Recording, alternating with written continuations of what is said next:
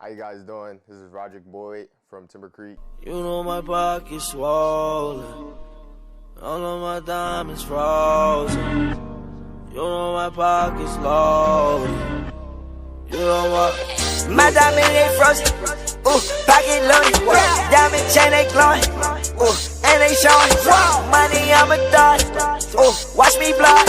Cause when I bought, that you can't afford. Yeah, loaded, loaded, loaded, loaded, loaded, loaded, loaded, loaded, loaded, loaded, loaded, loaded, loaded, loaded. Chain white like it, snowing. Drama car like it's stolen. Wipe my nose, I'ma blow it. Watch cause 81,000 lights are real on. What I'm doing is taking you guys with me through my college process and figuring out what I'm gonna do with college on a D1, D2, and D3 level. So basically, I'm gonna be answering questions, showing y'all some insight on what I go through that most people may not see or notice, especially going through COVID right now. To start my recruiting process, I started playing 7-on-7 with NOG. Then I had moved over to Why So Serious, a different team I played with a lot of my teammates, and that boosted my first part of my recruiting process, mainly with bigger schools, getting mail from Rutgers, from Duke, from different schools that we had went to on different visits. And going through our process, you can kind of see where you may level out in comparison to other bigger prospects or bigger named players in my class. When I first started going to these colleges, the biggest thing I would see is the stadium, the gear, everything like that. That's the biggest thing that kind of grabs your attention as a football player because that's all you see. But when you go deeper into it, currently in this process, it's a lot deeper than that, and you have to really dig deep and figure out what's the best choice for you. Seeing these colleges, you realistically, they aren't a good goal for most football players. I would say it's a good motivator to make you see something that you want so you can strive and work to go get it, but realistically, not a lot of people get there based off intangibles that they can't actually grab. Right now, I currently have interest from D1, D2 offers, and D3 offers as well. I'm kind of a tweener in between every level of football right now. D3 coaches are telling me I will have the opportunity to play either side of the ball, and they're saying that I can make a big difference playing D3 football. Division II coaches are telling me usually I'm a better player on defense, and they really want me to play and make a difference on their defense.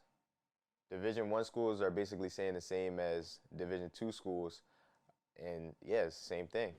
It's just different because they have kind of a standard that they want to hit, and I'm on the tweener level between that, so it's kind of moving slow that way. But some things I didn't know about Division III schools to start was that they didn't give out any athletic scholarships, so if you went there, you paid like a regular student and you just played football.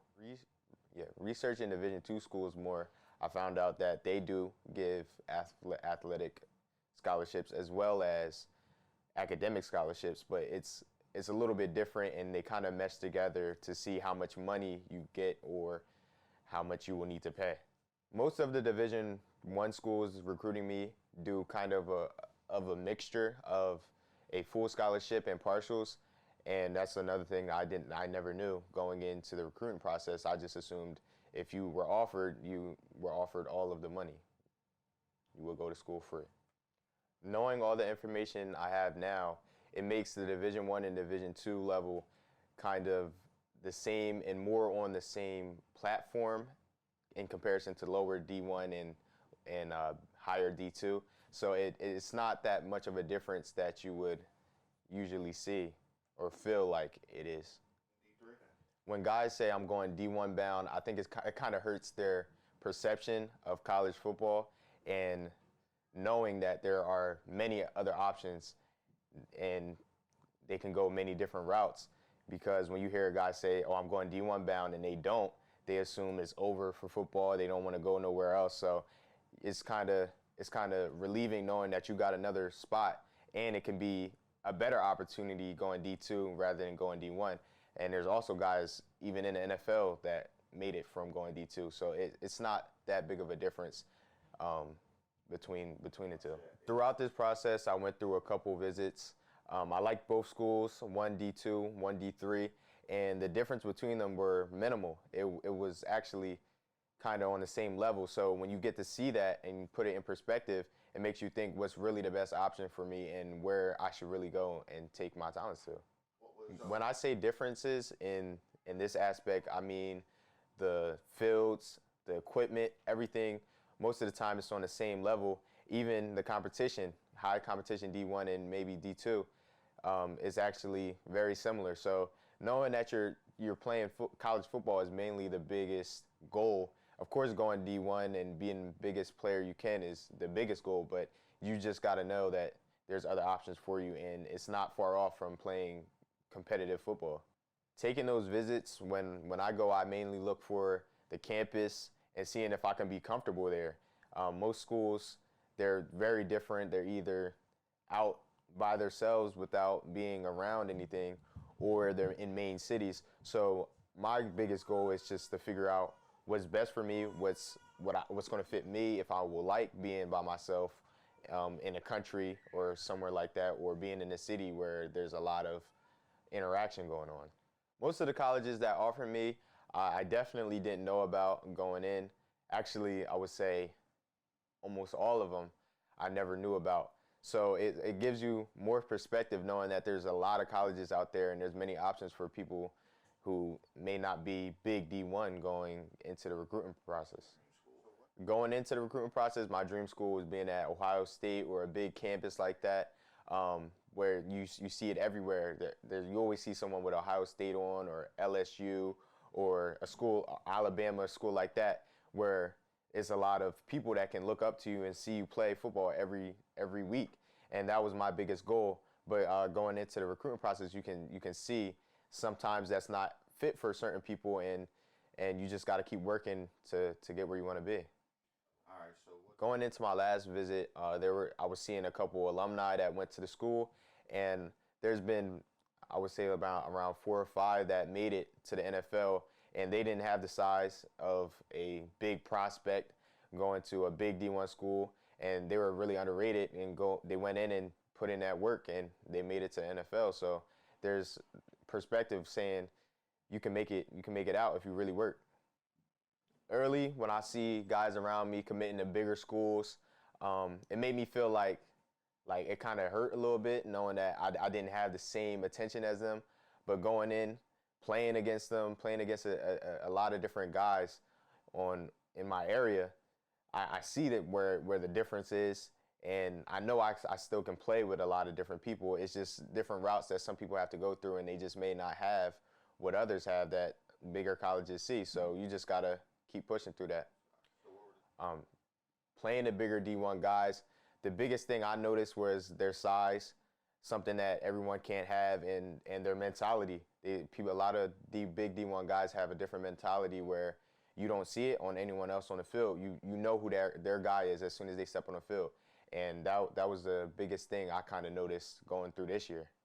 How did you? Saying that, that definitely motivated me to compete every day and to rise my level of play to theirs, so I can show out and do what I can do no matter what school I'm going to, or even if I play football again after.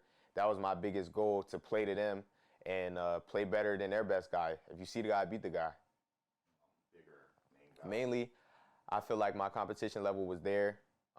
I mean, you're going to win some, lose some, but obviously I feel like I was there. I had the best games against those guys as well. So that's my biggest thing, competing against the best guys and showing what I can do in comparison to theirs. So throughout my senior tape, my first game that kind of woke everyone up was my St. Joe's game. I had a touchdown, 1 receiving touchdown, and 1 interception. And the following week, I came up and I had around 4 or 5 breakups, and I had around 80 rushing yards that game. Not rushing yards, receiving yards. How much receiving? Because max preps be butt. So I couldn't even look at it to really get a good gauge. So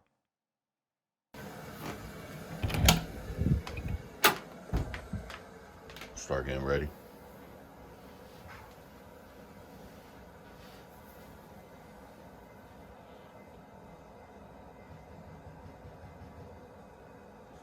Yo.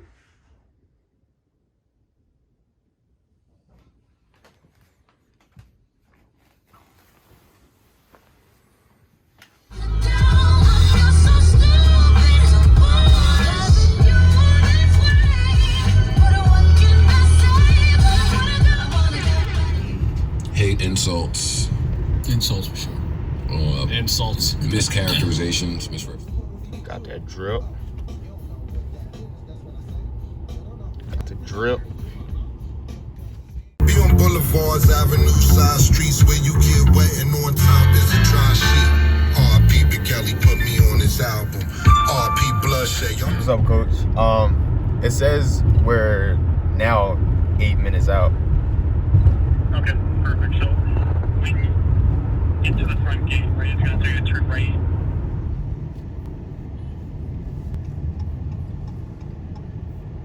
All right, what do you say?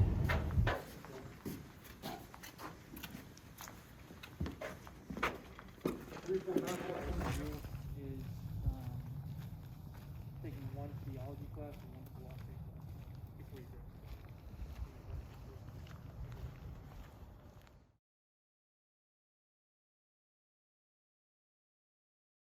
So see how there's a bunch of black in that logo, gray, white, blue, and black. They took all the black out because our school colors are more blue and gray. Yeah. It doesn't look super different, but very nice. It's good for the body. Yeah. Has all you been in the sauna?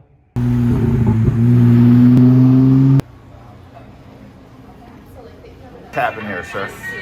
Wanna look into the camera? I went on the tour. You on a college tour? How'd you like it? Pretty nice. Overview? I liked it. That's it? I don't know. I So mean, anything, it was anything happened while you were there? not really. No, really. Just it was a nice tour. We was talking about family and trust.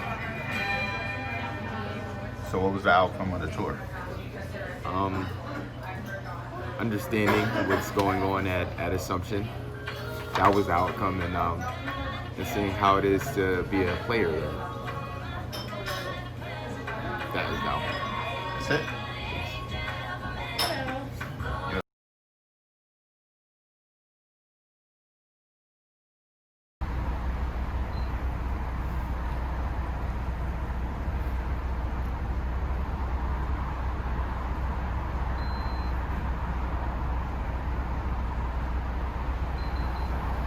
You know what you're doing?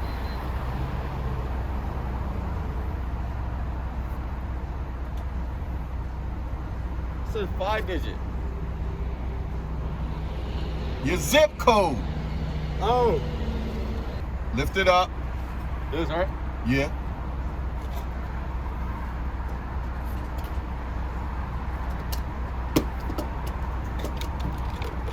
Push 87. Alright, there you go.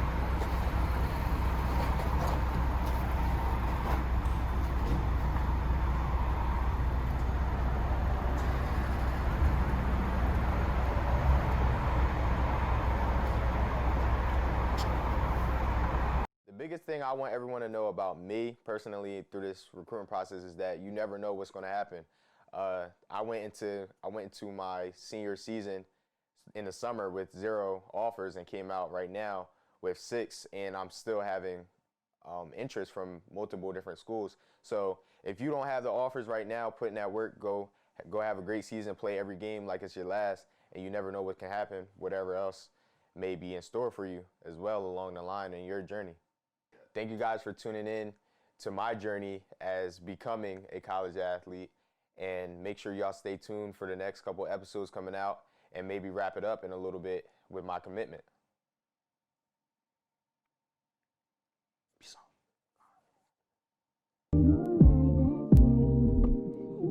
out.